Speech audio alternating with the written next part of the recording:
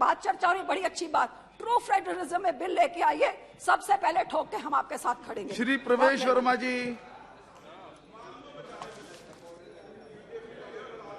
मैं आपका धन्यवाद करता हूं सभापति महोदय, और मेरी पार्टी का धन्यवाद करता हूं कि मुझे इस बिल पर बोलने का मौका दिया और मैं इसके समर्थन के लिए यहां पे खड़ा हूं।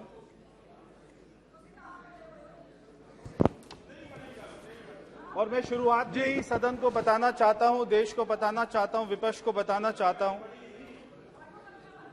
हम जिस दिल्ली की बात करते हैं वो एक यूनियन टेरिटरी है, कोई राज्य नहीं है। बार बार दिल्ली के मुख्यमंत्री द्वारा राज्य के अधिकार मांगना और ये सारा विपक्ष आज जो गठबंधन बनाकर उनको समर्थन कर रहा है, ये अपने आप में बहुत ही विचित्र की बात है। ना जाने कैसे कैसे अपशब्द बोलकर दिल्ली के मुख्यमंत्री ने, जो यहां पर कांग्रेस के लोग बैठे हैं, डीएमके के लोग बैठे हैं, जितने भी पार्टी आज उनको समर्थन कर रही है, कि आज वो सारी बातें सोचकर भी बहुत ही अपमान सी स्थिति हो जाती है कि कैसी बातें गठबंधन को बोला, और आज ये सारे नेता उनके साथ में बैठकर मिलकर उनको सपोर्ट करते हैं। मैं अपनी बात को 2 लाइन से शुरू करूंगा कि जिनका विरोध करने राजनीति में उतरे, आज करने को गठबंधन उनके यहां पर प्राइवेट जेट से उतरे।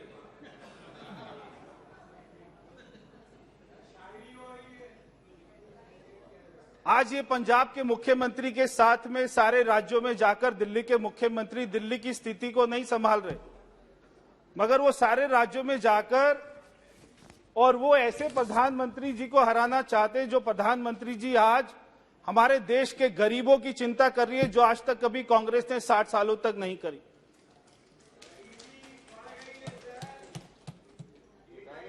मैं बताना चाहता हूं कि दिल्ली, हम जिसको भारत का दिल कहते हैं, वो देश की राजधानी है, और विश्व में जितने बड़े बड़े देश हैं, वहां की जो राजधानी होती है उसका संचालन का अधिकार वहां की केंद्र सरकार के पास होता है।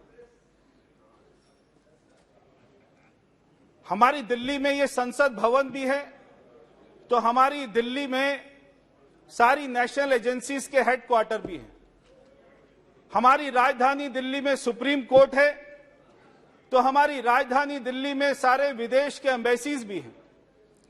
अब ये सारे अधिकार को चलाने के लिए किसी एक राज्य के मुख्यमंत्री, दिल्ली के मुख्यमंत्री को नहीं दिया जा सकता। जब आज हमारी राजधानी दिल्ली की बात आती है, तो हमारे देश की छवि, हमारे देश की विश्वसनीयता,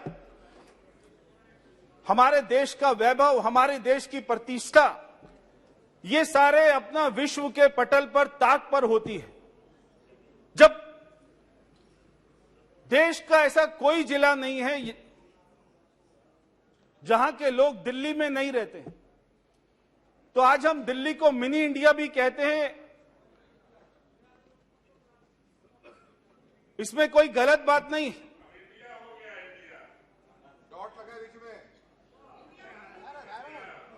धब्बे हैं, भारत भारत ही रहेगा। मगर बार बार दिल्ली के मुख्यमंत्री को हम ये कहते हुए सुनते हैं कि मुझे राज्य के अधिकार चाहिए, ट्रांसफर पोस्टिंग के अधिकार चाहिए।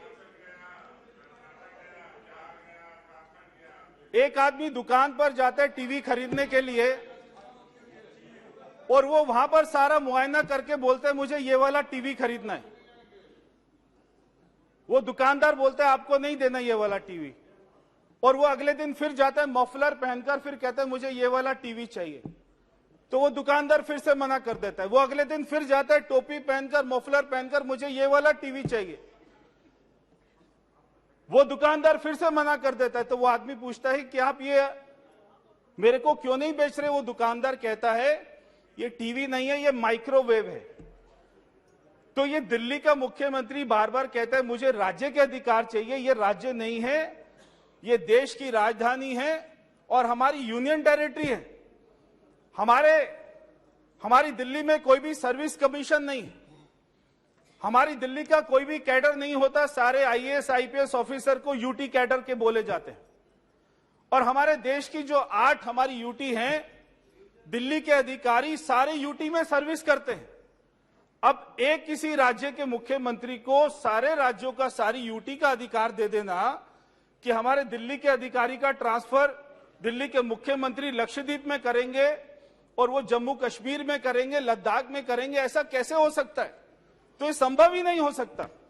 वो जो अधिकार मांगते हैं वो क्यों मांगते हैं?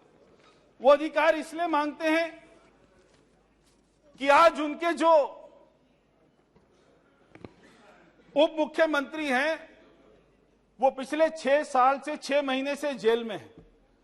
आज जो उनके स्वास्थ्य मंत्री हैं वो पिछले 1.5 साल से जेल में हैं। आज वो जिस कोर्ट की बात करते हैं वही कोर्ट उनको जमानत नहीं देती है। 1.5 साल से जो स्वास्थ्य मंत्री सड़ रहा है वहां पर, वो कौन से आरोप में गया? वो हवाला के आरोप में गया। और जो दिल्ली का उप मुख्यमंत्री है वो शराब घोटाले में जेल में गया। ऐसे इनके मंत्री जो आज जेल में जा रहे हो और जिनको कोर्ट जमानत नहीं दे रही, ऐसी सरकार दिल्ली में बैठी हुई है। ये वही सरकार है जो 2013 में मैं भी विधानसभा का चुनाव लड़ा था, मैं भी विधायक बना, और ये कांग्रेस के साथ में समर्थन कर दिल्ली के मुख्यमंत्री केजरीवाल ने कहा कि मैं अपने बच्चों की कसम खाता हूं कांग्रेस का समर्थन नहीं लूंगा, मगर कांग्रेस का समर्थन लेकर सरकार बनाई। और वो सरकार क्यों गिराई? जन लोकपाल करके कि मैं जन लोकपाल लेकर आ रहा हूं, वो मुद्दे पर सरकार गिरा दी। मगर आज 8.5 साल हो गए दिल्ली में जन लोकपाल नहीं आया। ये इतना झूठा व्यक्ति है आज जो दिल्ली के लोगों को मिला है। और ये सदन को जानकर बहुत ही हैरानी होगी कि दिल्ली के मुख्यमंत्री 8.5 साल से सरकार में हैं। 8.5 साल से वो 8 बार भी अब अपने सचिवालय नहीं गए। 8 बार भी वो सारे आईएएस ऑफिसर को अपने घर पर बुलाते हैं। और एक बार उन्होंने दिल्ली के जो पहले मुख्य सचिव रहे अंशु प्रकाश जी, रात को उनको अपने घर पर बुलाकर अपने विधायकों द्वारा उनकी पिटाई कराई। आज भी वो केस चल रहा है। तो क्या कोई सोच सकता है एक मुख्यमंत्री अपने मुख्य सचिव को पीटता हो? एक मुख्यमंत्री आईएएस ऑफिसर को बुला के उनकी बेइज्जती करता हो और वहां पर उनको गालियां देता हो, और फिर ये बात करते हैं कि आईएएस ऑफिसर की ट्रांसफर पोस्टिंग का अधिकार हमें मिलना चाहिए। जब दिल्ली में कोविड आया तो ये वही मुख्यमंत्री है दिल्ली के जिन्होंने हमको संभालने की बजाय, गरीब लोगों को संभालने की बजाय, यूपी बिहार के लोगों को संभालने की बजाय लाखों लोगों को बॉर्डर पर भेज दिया मरने के लिए कि आप अपने अपने राज्य चले जाइए। वो तो हमारी सरकार थी, हमारे गृह मंत्री जी थे, हमारे प्रधानमंत्री जी थे जिन्होंने दिल्ली में हॉस्पिटल बनाए, हमारे लोगों को वैक्सीन दी, हमारे लोगों को इंजेक्शन दिया और आज हमारे दिल्ली के लोगों की जान बचाई। वरना दिल्ली के मुख्यमंत्री ने हमको अपना मरने के लिए छोड़ दिया था।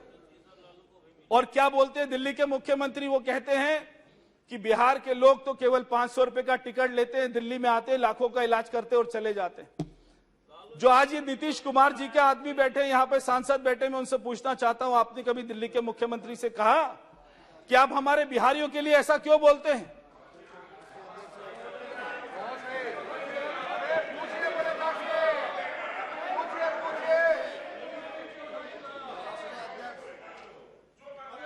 और दिल्ली के मुख्यमंत्री क्या कहते हैं? और दिल्ली के मुख्यमंत्री क्या कहते हैं कि ये जो तमिलनाडु से बच्चे दिल्ली यूनिवर्सिटी में पढ़ने आते हैं और वो यहाँ की सीटों पर कब्जा कर लेते हैं। तो मैं डीएमके से पूछना चाहता हूं, कभी आपने, जो आपका गठबंधन का साथी है, आपने कभी उससे पूछा हमारे बच्चों को दिल्ली में पढ़ने के लिए क्यों मना करते हैं? तो ये गठबंधन तो कर रहे हैं, वो इनको गाली दे रहे हैं, और जैसे ये बिल पास होगा ये सारा गठबंधन बिल्कुल ताश के पत्ते की तरह गिर जाएगा, ढर जाएगा। ये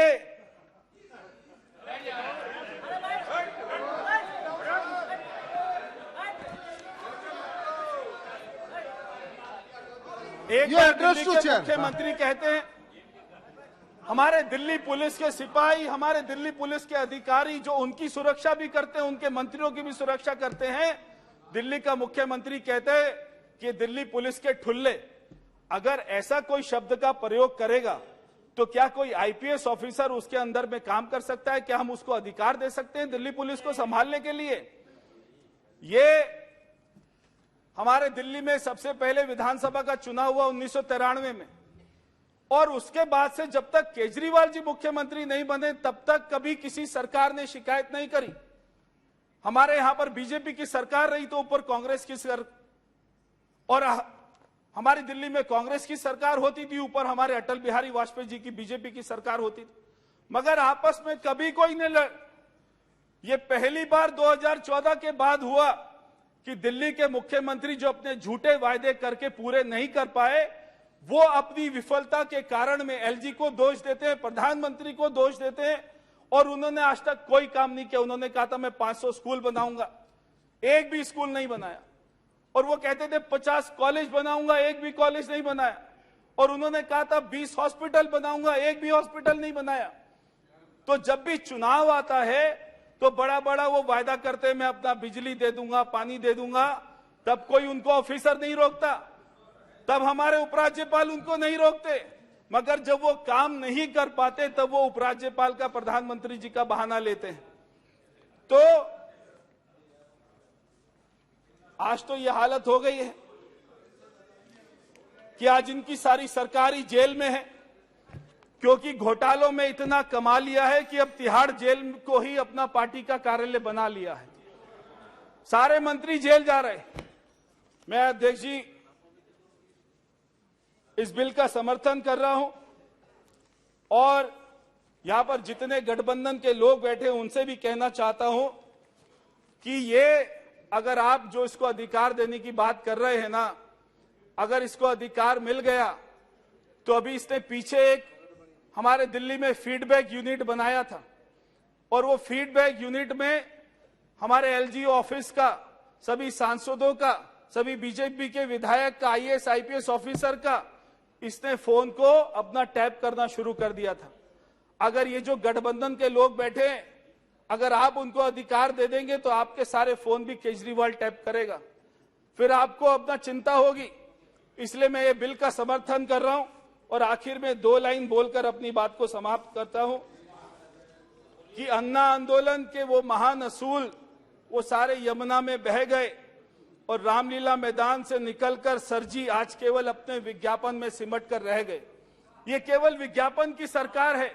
13,000 करोड़ रुपए के विज्ञापन से ये सरकार चल रही है, और कोई कारण नहीं है। इसलिए मैं सभी सदन का मैं हाथ जोड़कर कहूंगा कि इस बिल का समर्थन करें। धन्यवाद। बहुत बहुत धन्यवाद। Shri Karti Chidambaram ji. Thank you sir.